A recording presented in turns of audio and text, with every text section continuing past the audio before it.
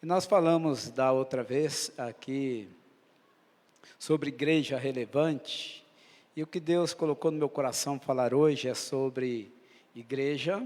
Você pode, você tem condições, você é capaz. Amém? É ou não é?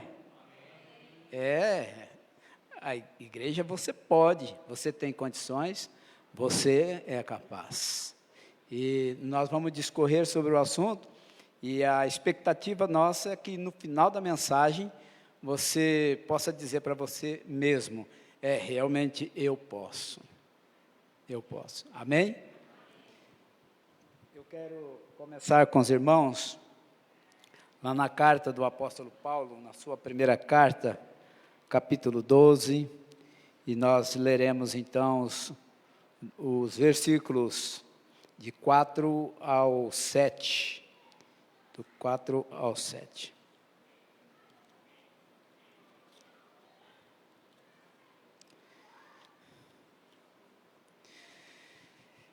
A palavra do Senhor diz assim: ora, há diversidade de dons, mas o Espírito é o mesmo. E há diversidade de ministérios, mas o Senhor é o mesmo. E há diversidade de operações, mas é o mesmo Deus que opera tudo em todos. A cada um, porém, é dada a manifestação do Espírito para o proveito comum. Amém? Irmãos, dotes significa aquilo que você dá, ou aquilo que você recebe de alguma pessoa, ou dá a alguma pessoa. E antigamente era muito comum isso acontecer. Os pais, eles davam dotes ou presentes de bens ou dinheiro para as suas filhas quando casavam. E o Senhor Jesus Cristo, quando também instituiu a igreja, a sua igreja, Ele compartilhou com ela dotes de poder, dotes de instrução, de atributos comunicáveis ou morais, e também de competências, de dons, de ministérios, de operações. Assim, Jesus fez com a sua igreja. Isso significa, então, que tem muito a ver com o tema que nós anunciamos inicialmente. Igreja, você pode, você tem condições, você é capaz, porque Jesus compartilhou contigo todos esses dotes de poder, de competência, de diversidades de dons, de ministérios, de operações, de atributos comunicáveis, e da sua essência, que é o mais importante, que é o amor. Então você tem poder, você pode, você tem condições de desenvolver as suas atribuições com excelência. Você pode porque Deus deu isto para você. Então Ele compartilhou inicialmente poder. Em Atos capítulo 1, versículo 8, a palavra do Senhor diz: mas receberão poder quando o Espírito Santo descer sobre vocês, e serão minhas testemunhas em Jerusalém, em toda a Judeia e Samaria, e até os confins da terra. Então Jesus compartilhou com a sua igreja este poder de ser testemunhas. Hoje, no caso aqui, a nossa Jerusalém seria Portal do Gramado, ou Campo Grande. Então, Jesus compartilhou este poder para nós sermos testemunha onde nós estamos. Falar dos feitos do Senhor, daquilo que Ele fez nas nossas vidas. Certa ocasião, um homem, por ter recebido uma bênção de Deus, que é a cura da sua vista, estava sofrendo uma pressão enorme por parte dos religiosos daquele tempo, dos fariseus, porque Jesus havia curado ele num sábado, e eles não acreditavam que um homem pudesse, porque na ótica deles, Jesus havia pecado, porque ele realizou uma operação no dia de sábado. Então eles não acreditavam que ele poderia realizar um milagre como fez, porque ele curou este homem. Ele era um cego de nascença. E eles não acreditaram, procuraram os seus pais. Mas primeiramente falou com ele, disse: quem é este homem? Ele disse: um profeta. Depois foram os pais deste cego de nascença, e eles disseram: olha, ele já tem idade, ele pode responder por si mesmo.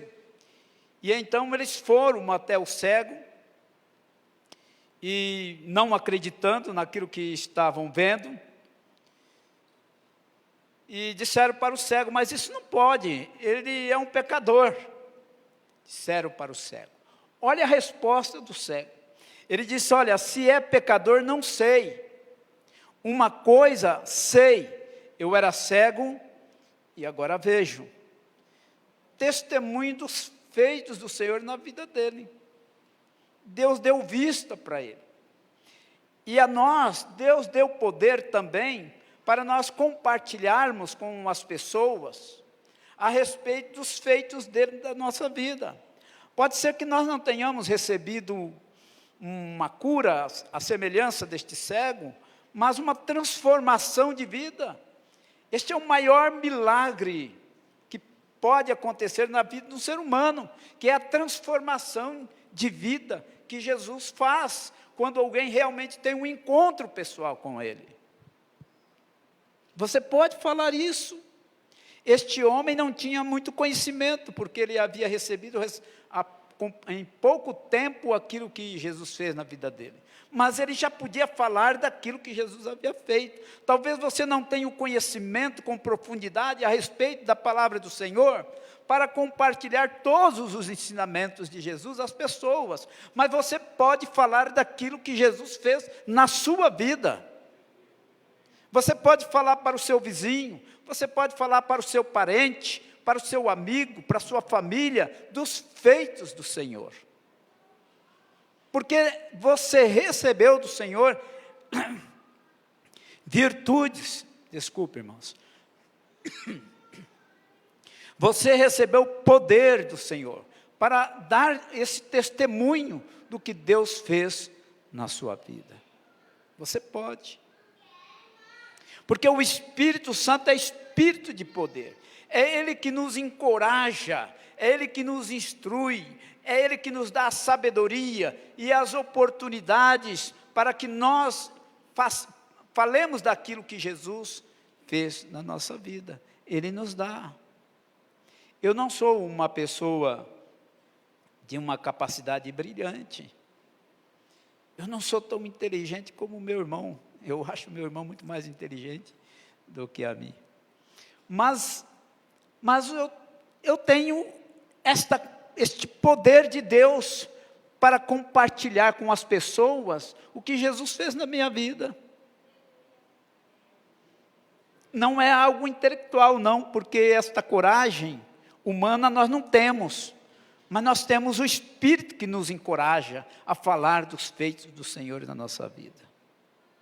Irmãos, é um milagre na minha vida eu ficar 32 anos em uma igreja, é milagre.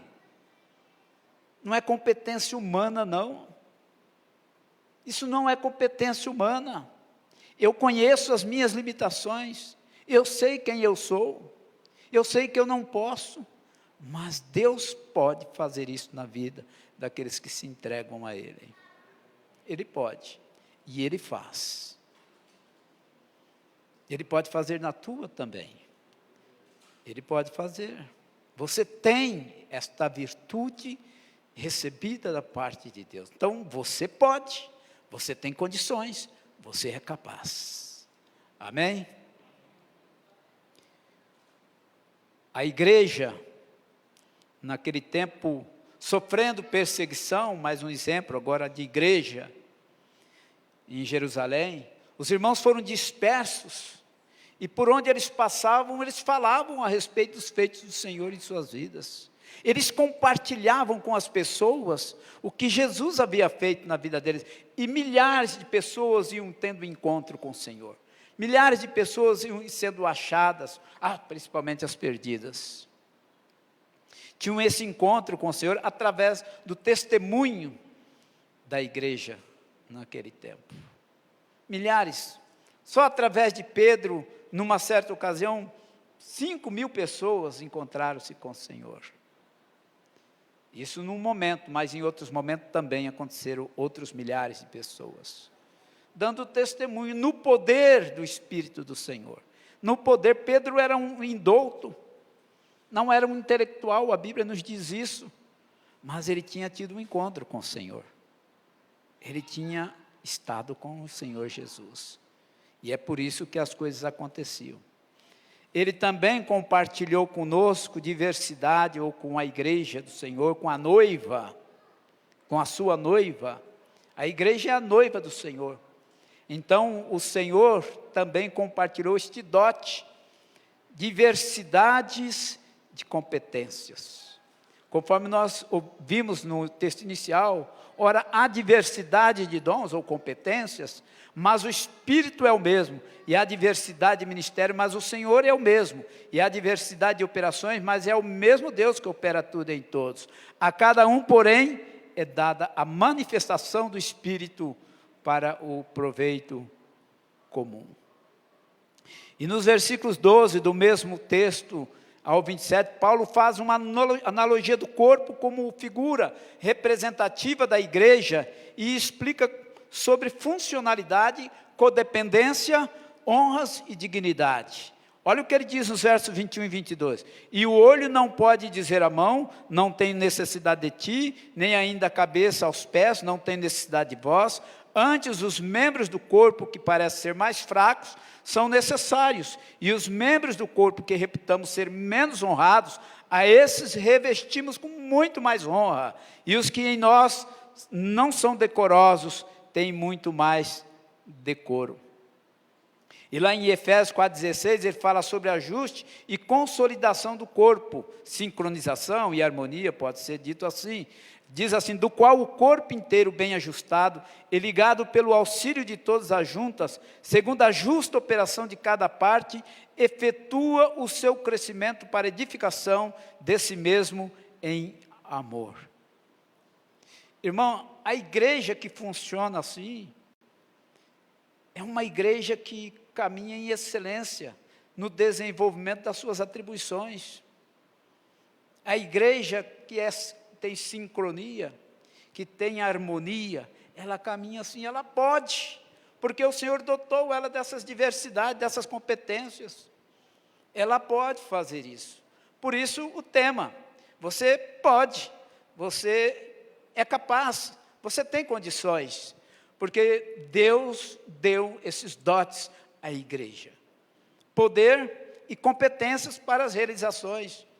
E quando ela trabalha em perfeita harmonia, funciona, caminha, vai adiante, avança, porque trabalha em harmonia. E ninguém pode dizer ao outro, trazendo para nós agora, olha, eu não preciso de você, você não é necessário. Pelo contrário, esses que nós julgamos, aparentemente ser os mais fracos, nós devemos dar muito mais honra, é assim que a palavra nos diz, tratá-los com mais dignidade, porque as competências são diferentes uma do outro. Eu vejo aqui o Ministério de Música, né, sendo desenvolvido com tanta habilidade, queria ter um ministério assim lá na minha igreja. Maravilha, eu poderia sair daqui depois de ouvir o louvor, já me sentindo suprido espiritualmente. Graças a Deus por esse louvor. Né, os instrumentos funcionam com perfeição, com sintonia, com ajustes. Mas se um dos aqui não funcionar como devidamente, o que vai acontecer? Vai doer nos nossos ouvidos, não vai sair como gostariam que saísse, vai ser um problema. Eu me lembro que, numa certa ocasião, deu problema no motor do meu carro, e ele estava falhando, não acelerava, ele não tinha, perdeu a força. Aí eu levei no eletricista, porque o mecânico onde eu levei disse que o problema era de parte elétrica. Cheguei lá, ele procurou, olhou e descobriu que tinha uma mangueirinha que ela estava rachada, onde ela estava colocada. Ele falou, aqui o problema está aqui, estava rasgada aquela mangueirinha. E então o motor perdia a pressão, ele perdia a pressão, e então não funcionava direito. E assim acontece também com a igreja, quando dessas competências não estão funcionando direito, todo o corpo, toda a igreja sofre por conta disso. Por isso a importância de todos estarem funcionando bem, procurando acompanhar, ensaiar. No caso de um ministério de música, tem que estar ensaiando, para estar funcionando harmoniosamente, senão não vai funcionar. É assim. Então Deus deu isso à igreja, para que ela possa funcionar com excelência. A terceira coisa, Deus compartilhou atributos comunicáveis ou morais, como bondade. Deus tem atributos comunicáveis, tem atributos naturais, que Deus não compartilha, algumas coisas, por exemplo, onipresença, onipotência, algumas coisas é deles, é somente dele, mas há atributos comunicáveis ou morais que ele compartilhou com a sua igreja. O exemplo, a bondade. Lá em Naum, capítulo 1, versículo 7, diz, o Senhor é bom, uma fortaleza no dia da angústia, e conhece os que nele confiam. E ele é bom o tempo todo.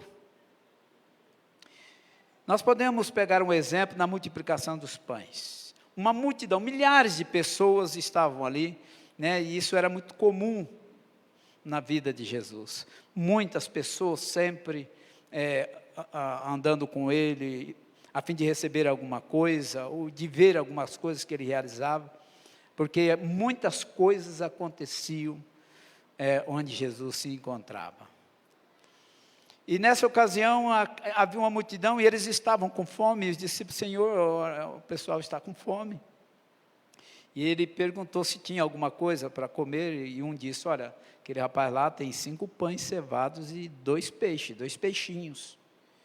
E Jesus então opera ali um milagre e resolve a questão dessa multidão. Mas onde a gente pode ver a bondade de Jesus nisso? Ele não quis saber se ali tinha pessoas boas, ou se eram somente pessoas boas, ou somente pessoas más. Se tinha pessoas ingratas, ou pessoas gratas. Ele abençoou todas as pessoas que estavam lá. Quase 5 mil pessoas, homens, fora as crianças e as mulheres, que naquele tempo não eram contados. Então ele abençoou, nisso a gente vê a bondade de Deus. Deus é bom. E quando ele abençoa as pessoas, independente do que elas são. A chuva cai para todos, o sol sai para todos. Deus é bom o tempo todo, Deus é bom. E esse atributo comunicável, ele ele compartilhou conosco. Nós também podemos ser bondosos, porque Ele contribuiu, Ele compartilhou conosco parte desta bondade. É lógico que ninguém vai ser bom como Deus. O próprio Senhor Jesus disse, bom é Deus, mas Deus compartilhou conosco dessa sua bondade. E por esta razão nós também podemos abençoar outras pessoas com esta bondade manifesta nas nossas vidas. Nós também podemos abençoar as pessoas, independente do que elas são, do que elas fazem, se são boas, se são más, se são gratas ou ingratas, nós podemos, porque a bondade do Senhor também está em nossas vidas. Amém? Nós podemos, compartilhou da sua santidade.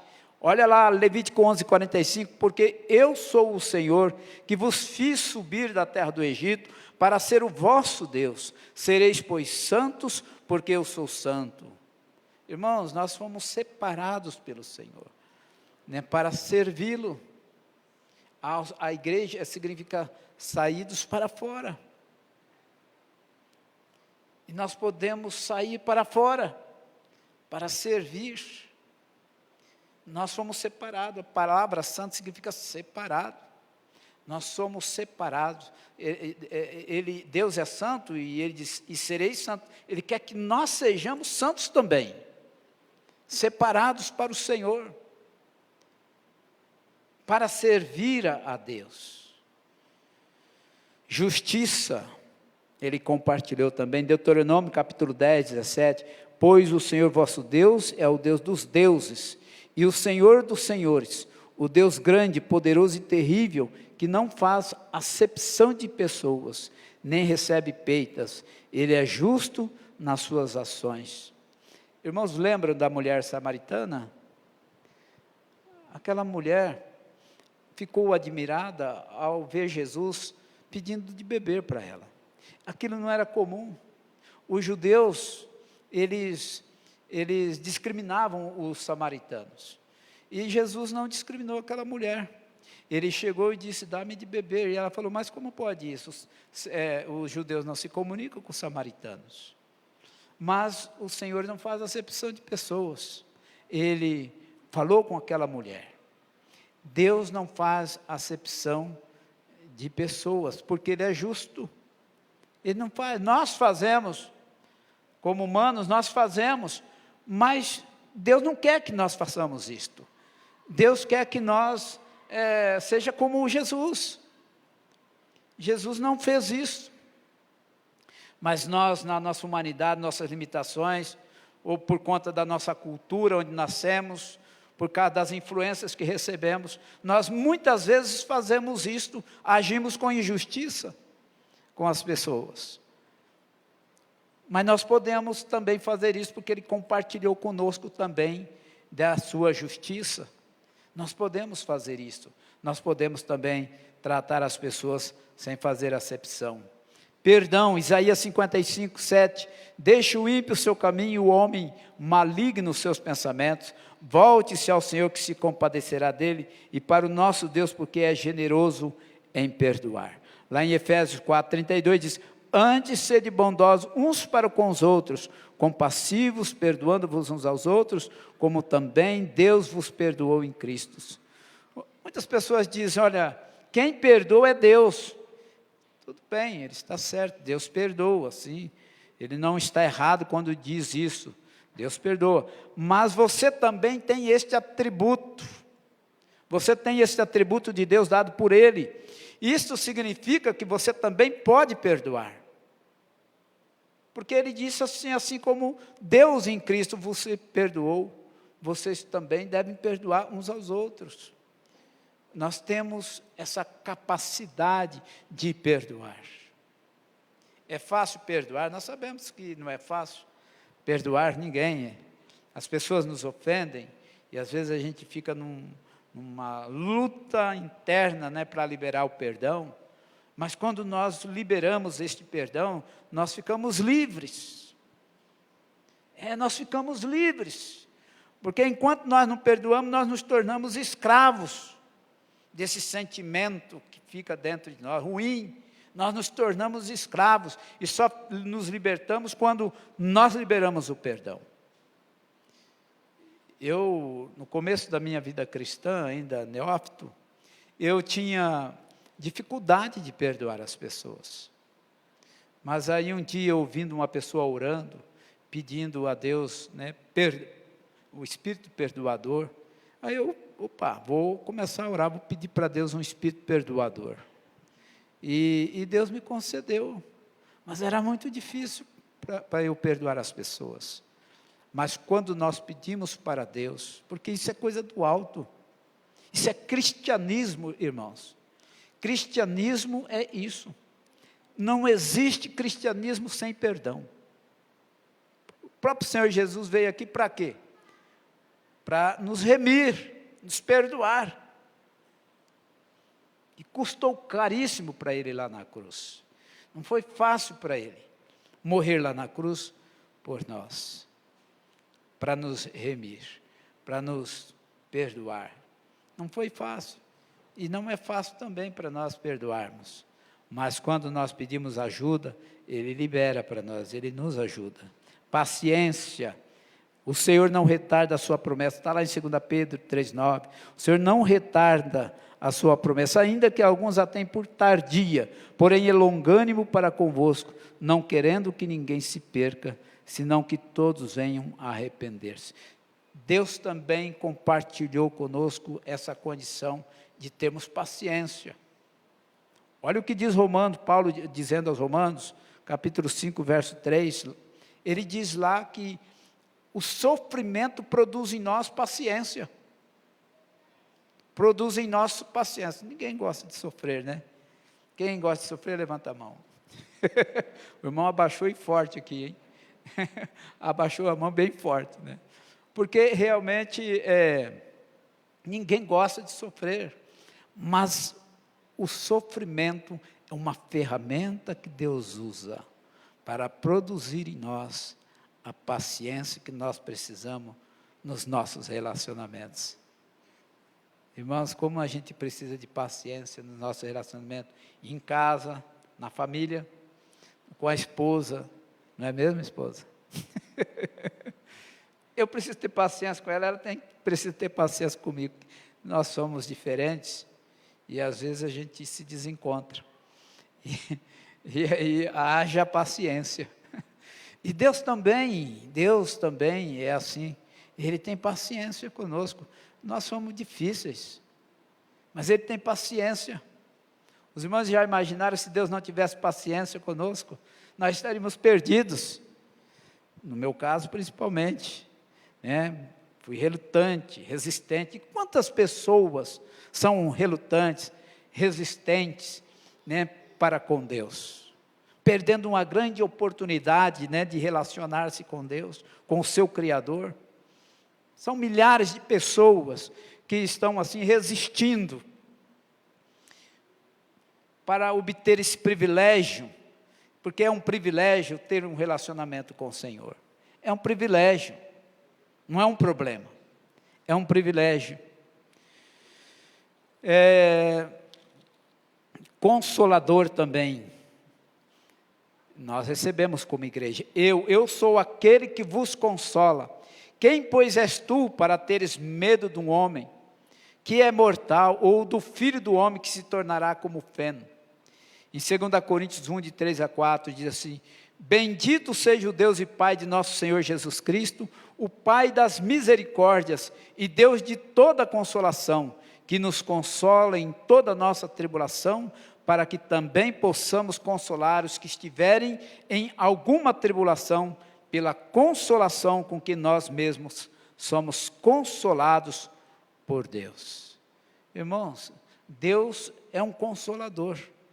Ele nos consola através do Espírito dele as nossas vidas. Não é assim que nós oramos, né, em favor de algumas pessoas? Senhor, né, consola aquele irmão que perdeu a sua irmã, seu pai. Não é assim? Consola, conforta, dá força. Nós pedimos, e Deus consola mesmo, porque Ele é um Deus consolador. É um atributo comunicável dEle, um atributo moral da parte dEle. Mas Ele compartilhou conosco também, por conta disso, nós também podemos consolar os outros que se encontram atribulados. Nós podemos consolar. Irmãos, é coisa fantástica, isso é sobrenatural. Quantas vezes nós encontramos pessoas no leito de dor, e você vai lá visitá-lo, um homem de Deus, uma mulher de Deus, você vai lá visitá-lo, e ele dá uma palavra de consolo, conforto para você, como se você que estivesse precisando. E você muitas vezes chega lá, realmente precisando, e sai confortado, consolado, fortalecido, animado por ver aquele irmão naquela situação, ainda com uma palavra de consolo para você. Quantas vezes isso acontece? Pessoas ali sofrendo já em fase terminal, você vai lá, ele dá uma palavra de consolo. Eu me lembro que uma certa ocasião, fui visitar uma pessoa que estava doente no hospital. Cheguei ali perto dele, ele lá naquela situação complicada, ele disse assim para mim: entrega o teu caminho ao Senhor, confia nele, ele tudo fará. Me chamou a atenção, nunca esqueci disso. Ele estava lá naquela situação complicada, no hospital, ele aproveitou a oportunidade, ele não sabia quem era eu. Ele disse: entrega o teu caminho ao Senhor, confia nele, e ele tudo fará. É assim, Deus consola as pessoas de tal forma, que essa pessoa encontra força interna, para ministrar num determinado momento de sofrimento, uma palavra de consolo, para alguém que aparentemente, parece não estar precisando, porque está visitando, está andando, está caminhando, está cheio de saúde, mas Deus sabe todas as coisas, nem sempre é assim, nem sempre é assim. Às vezes nós estamos nos esforçando. Em quarto lugar, compartilhou da sua essência, que é o mais importante, que é o amor. O amor é o mais importante. Lá em 1 João 4,9, nisto se manifestou o amor de Deus para conosco, em que Deus enviou seu Filho unigênito ao mundo, para que por meio dele vivamos. Irmãos, o amor é o caminho da convalidação de tudo que nós realizamos ou fazemos para o Senhor. Ele convalida, é a essência, é o mais importante. Precisamos fazer, desenvolver o trabalho do Senhor, porque nós temos condições para isso, mas precisa ser em amor, porque é o caminho da excelência. É Ele que valida as nossas realizações. E Deus compartilhou desse amor conosco. Nós temos esse amor em nós. Ele é amor. Se você tem Deus no seu coração, você tem amor no seu coração. Porque Deus é amor. Deus é amor. E é o mais importante. Sem Ele, nada feito. O amor. Nós precisamos do amor. Este é o caminho da excelência, em amor, fazendo tudo de maneira harmônica, justa, mas em amor, caminho da excelência. E é este caminho que Deus quer que nós façamos aquilo que Deus ordenou para nós fazermos, que é ir em cumprimento da sua ordem, instruir as pessoas, compartilhar com as pessoas os feitos do Senhor na nossa vida, em amor para com as pessoas que estão carentes, perdidas, precisando de nós. Amém? Que Deus nos abençoe. Em 1 Coríntios 12, 31, fechando, mas procurai com zelo os maiores dons, ademais eu vos mostrarei um caminho sobremodo excelente.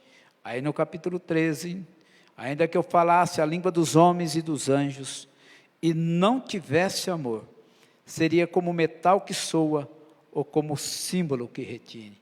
Nós faríamos apenas barulho. Nós não fomos chamados para fazermos barulho. Nós fomos chamados para amar as pessoas, e compartilhar com elas o que Deus fez na nossa vida, para que elas também sejam salvas, para que elas também tenham um encontro com o Senhor. Amém? Que Deus nos abençoe. Nós vamos orar. Querido Pai, nós agradecemos ao Senhor pela Tua palavra. A Tua palavra, Senhor, é palavra de vida, palavra que alimenta, é palavra que sustenta, que edifica, Senhor, as nossas vidas. Obrigado, Senhor, pela Tua palavra. Se não fosse a Sua palavra, com certeza nós estaríamos perdidos, Senhor. Nós estaríamos aí caminhando como as formiguinhas caminham muitas vezes, perdidas, sem saber como voltar para casa. Meu Deus, obrigado pela revelação desta palavra maravilhosa, que nos aponta o caminho em que nós devemos andar.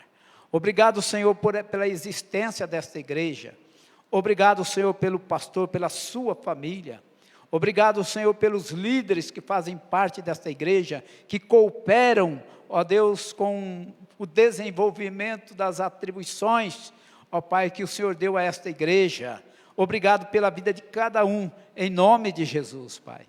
Continua abençoando esta igreja, o seu povo, mesmo aqueles que ainda não exercem uma liderança, que o Senhor abençoe, em nome de Jesus, que eles possam também abraçar a causa do Senhor, ó Deus, para cooperar, porque todos são dignos, ó Deus, todos são importantes e necessários, ó Deus, no corpo, na igreja do Senhor, na noiva do Senhor. Abençoe a todos no nome de Jesus, para a glória do Teu nome, Senhor. Ó Pai, muito obrigado, Senhor, pela oportunidade que nós tivemos agora de estar aqui com os nossos irmãos, ó Deus, ministrando essa palavra que também nos edifica. Obrigado por isso, em nome de Jesus, amém, Senhor, amém. Obrigado, irmãos, Deus abençoe vocês, que o Senhor continue conosco, nos abençoando, amém? Que essa pandemia passe logo e nós possamos fazer aquilo que a gente está ansiosos, né, de fazer. Obrigado, irmão.